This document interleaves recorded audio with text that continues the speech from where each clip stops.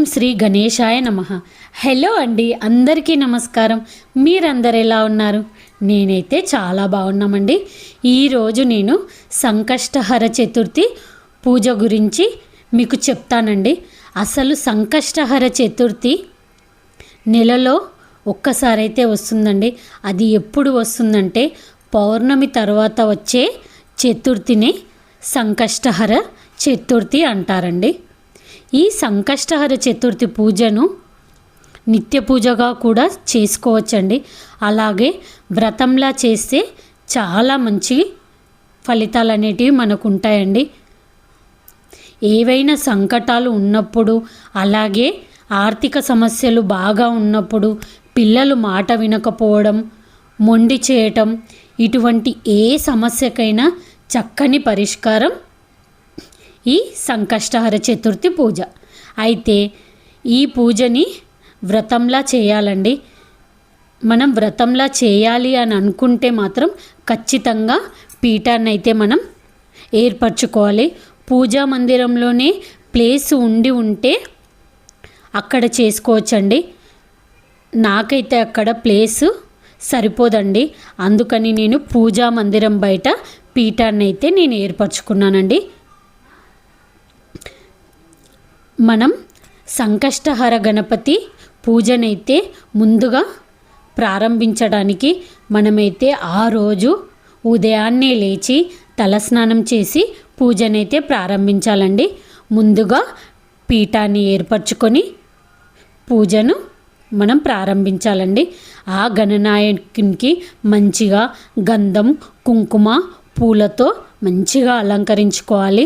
మనకు గనుక జిల్లేడు మాల, గరిక దొరికినట్లయితే మంచిగా పటానికి అలంకరించుకోవాలండి.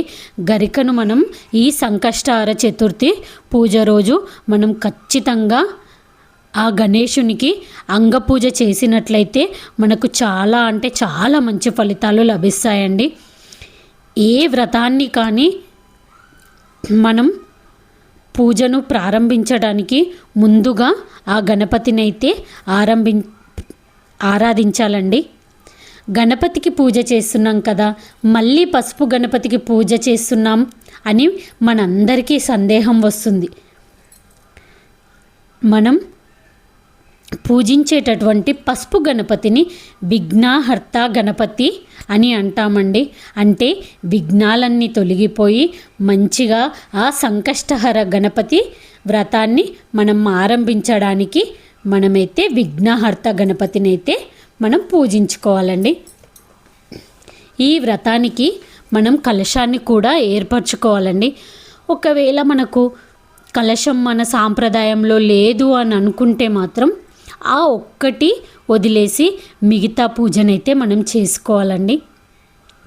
మనం ఈ పూజని ఎన్ని నెలలు చేసుకుంటామో అని ముందుగానైతే మనం సంకల్పం అనేది చేసుకోవాలండి.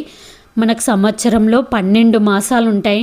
అలాగే మనం 12 మాసాలు చేయాలి అని అనుకుంటే మనం 12 నెలలు మనం సంకల్పం అనేది తీసుకోవాలండి.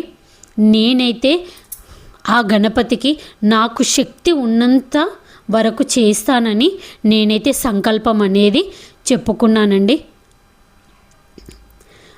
మనమైతే ఆ రోజు ఉదయం పూటనైతే పూజనైతే చాలా సింపుల్గా చేసుకోవచ్చండి.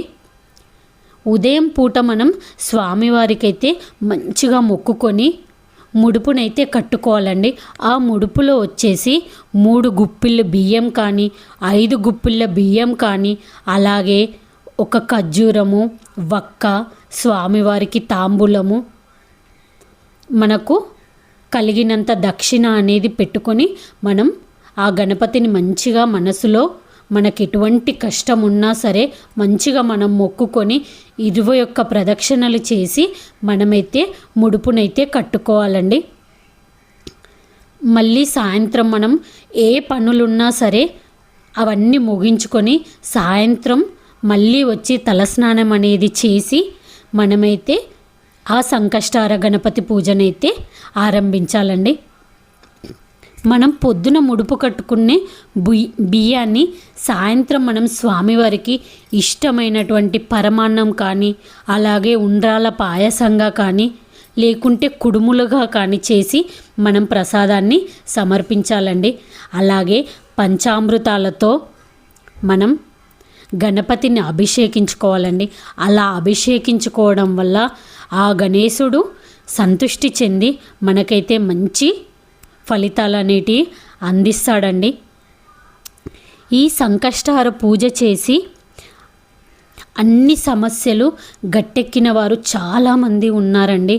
ఎందుకంటే సంకట అంటే కష్టం, హర అంటే తొలగిపోవడం, అంటే ఎటువంటి కష్టమైనా తొలగిపోవడం అని అర్థం అండి. మనం ఈ సంకష్టహార గణపతి రోజు చదవవలసిన శ్లోకాలలో ముఖ్యమైనది ఏంటిది అని అంటే ధ్యాన శ్లోకాన్ని అయితే మనం కంపల్సరిగా చదువుకోవాలండి. అవేవి మాకు రావండి, మేము ఏమి చేయలేము అని అనుకున్న వాళ్ళు మనం టీవీలో అయితే మనం సంకష్టహార పూజ అని కొడితే చాలా అంటే చాలా నండూరి గారి వీడియోస్ అయితే చాలా వస్తాయండి. అది పెట్టుకొని మనమైతే పూజనైతే చేసుకోవాలండి.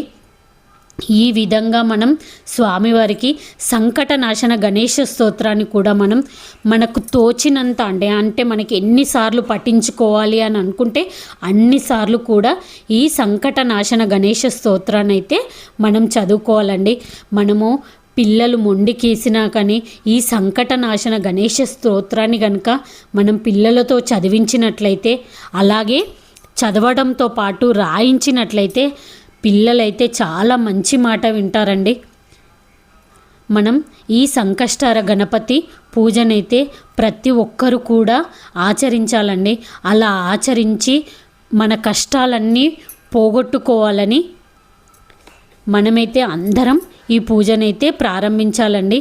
ముందుగా మనం ఆ